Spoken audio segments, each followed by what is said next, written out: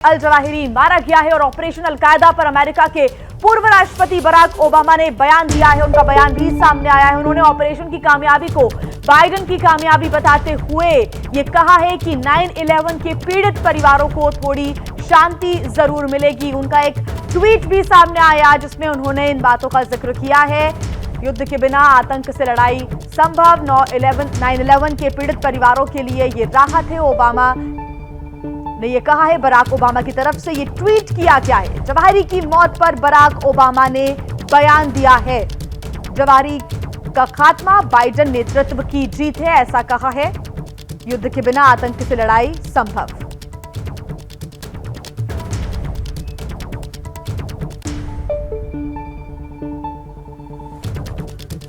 और ज्यादा जानकारी के साथ हमारे सहयोगी नीरज हमारे साथ लगातार जुड़े हुए हैं।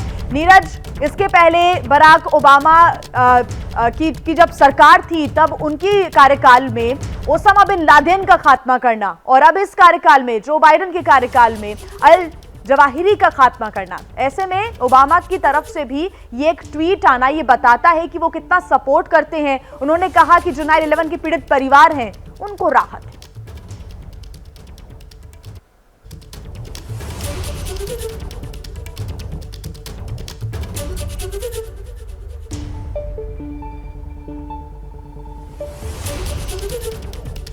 बिल्कुल बिल्कुल ठीक कहा है बराक ओबामा ने, क्योंकि उनके नेतृत्व में ही हमने देखा था कि किस तरह से एबटाबाद में जो ओसामा बिन लादेन था उसको मारा गया था, उसके खिलाफ ऑपरेशन किया था, अमेरिकन सील्स ने किया था, कमांडोज ने किया था।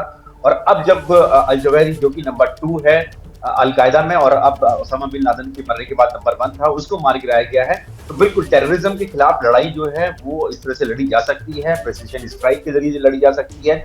क्योंकि हमने देखा था कि जब 9/11 का हमला हुआ था तो अमेरिका को इस बात की आशंका था, शक था और ये माना भी जाता था कि ओसामा बिन लादेन वहीं पर छुपा हुआ है, वहां की गुफा में छुपा हुआ है।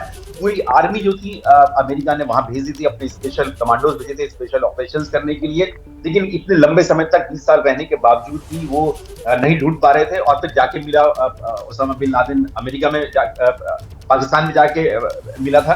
तो ये माना जा सकता है। और अब जब अमेरिका जो है अफगानिस्तान को छोड़ के जा चुका है, तब जाके अमेरिकन जो फोर्सेज हैं, चाहे इंटेलिजेंस एजेंसीज हैं, उन्होंने ट्रैक डाउन किया इस अल जवाहिरी को। तो ये माना जा सकता है कि बिना आपकी आर्मी के गए भी आप ऑपरेशंस कर सकते हैं। और ये बिल्कुल ठीक वैसे ही है जैसे कि भारत ने किया था, बालाकोट एयर स्ट्राइक में किया था।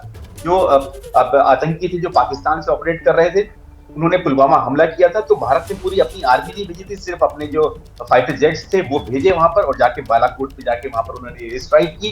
अपने प्रिसिशन जो बॉम्ब्स थे वो वहां पर जाकर स्पाइस बॉम्ब गिराए और वहां पर जाकर जो आतंकी कैंप था पूरी तरह से नेस्तनाबूद कर दिया। तो यही पूरी दुनिया के लिए मैसेज है कि टेररिज्म के खिलाफ किस तरह से लड़ाई लड़ी जा सकती है। बिल्कुल ठीक बराक ओबामा ने कहा है। हमारे साथ जुड़े हुए हैं। मैं एक और सवाल लेना चाहूँगा कमर आगा साहब आपसे। जिस तरीके से ये अटैक अंजाम दिया गया, तो क्या आप इसे देख पा रहे हैं कि जो बाइडेन की जो पॉपुलैरिटी लगातार कम होती जा रही थी, वो वापस उन्हें वो शोहरत मिल सकती है इस पूरे ऑपरेशन को अंजाम देने के बाद? आपसे जवाब लेंगे, लेकिन उससे पहले बड़ी खबर आपको बता रहे हैं। टाइमिंग बहुत इंपॉर्टेंट। कमर आगा साहब, लौटूंगी आपके पास, लेकिन अल जवाहिरी मारा गया और एक बड़ा सवाल ये कि अल-कायदा का अगला मुखिया कौन होगा, अमेरिका का अगला टारगेट कौन होगा, इस सवाल का जवाब मिल गया है। अल-कायदा के संस्थापक सदस्यों ने एक सैफ अल-अदेल होगा अल-कायदा का अगला सरगना। अल-अदेल पर FBI ने $10 मिलियन का इनाम घोषित किया हुआ है।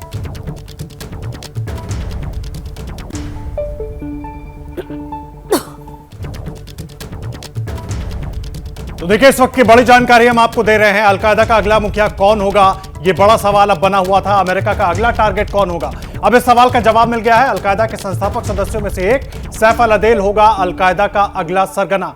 अल-अदेल पर FBI ने $10 मिलियन का इनाम पहले ही घोषित किया हुआ। ये बड़ी जानकारी हम आपको दे रहे हैं। अल जवाहिरी को अमेरिका ने मार गिराया है और अब सैफ अल-अदेल अल-कायदा का सरगना होगा, ये जानकारी मिल रही है। FBI की मोस्ट वांटेड लिस्ट में अदेल का नाम शामिल है। और कमर आगा साहब हमारे साथ जुड़े हुए हैं। कमर आगा साहब, सैफ अल-अदेल को लेकर आप कुछ जानकारी हमारे दर्शकों के साथ साझा कर पाए, क्योंकि सबसे बड़ा सवाल यही है, जिस तरह से अल-कायदा के बारे में आप भी बता रहे थे कि कैसे उस पूरे आउटफिट को इतना बड़ा बनाया गया और उसमें क्या रोल अल जवाहिरी का था। अब तो अल जवाहिरी रहा नहीं, तो उसके बाद सैफ अल-अदेल का रोल क्या होगा, क्योंकि अब उसको सरगना बनने की बात आ रही है। देखिए सैफल, हमने ये देखा है इस किस्म की जो संस्थाएं हैं, तालिबान या अलकायदा, ख़ासतौर से अलकायदा, ISIS, इसमें जब भी सरगना मरता है तो स्प्लिट भी हो जाती है, ये टूट जाती हैं, लड़ाई झगड़े के बहुत चांसेस रहते हैं। पहले भी यही हुआ था, जब आप जवारी बने तो फ़ौरन झगड़े हो गए। और फिर दूसरी बात ये कि 2 ग्रुप हैं इसके अंदर बहुत सक्रिय, जवारी और अलकायदा के ऊपर इजिप्ट बैक जो मिलिटेंट ग्रुप्स हैं उनका बहुत ज़्यादा असर है, और वो चाहते हैं कि नॉर्थ अफ्रीकन और इजिप्ट के जो मिलिटेंट है वो चाहते हैं कि लीडरशिप उनके पास रहे। अलकायदा ख़ास तौर से जब से बिन लादेन की हत्या हुई उसके बाद से। दूसरी तरफ ये है कि खाड़ी के जो देश हैं वो हमेशा चाहते थे कि उनकी टसल ये रहती थी, ख़ास तौर से सऊदी जो मिलिटेंट ग्रुप्स हैं, कि लीडरशिप अलकायदा की उनके पास रहे, और जब नहीं मिली उनको लीडरशिप बिन लादेन के मरने के बाद, क्योंकि बिन लादेन जो थे वो यमनी सऊदी वहाँ के थे, ओरिजिन के सऊदी, और इसलिए वो चाहते थे कि उन्हीं के पास रहे।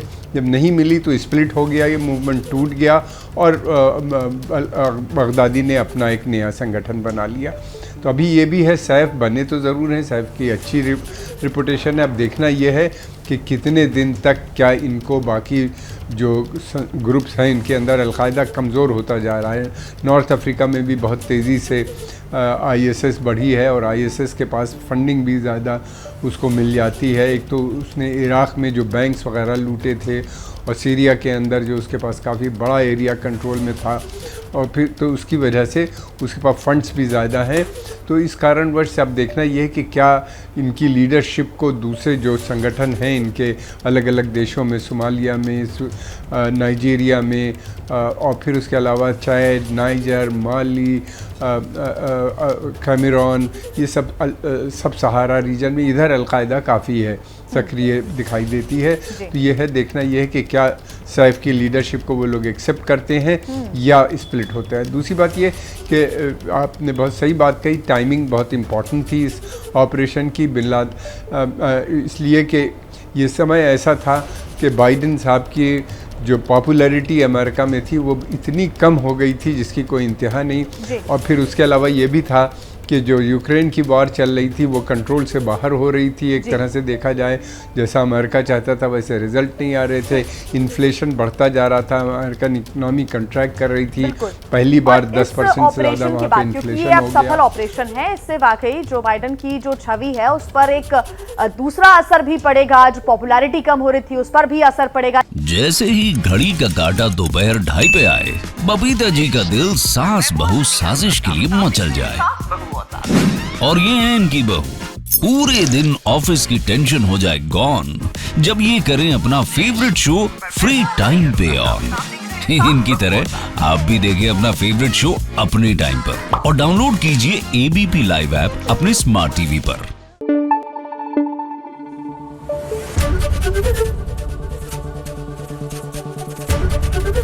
ABP न्यूज आपको रखे आगे।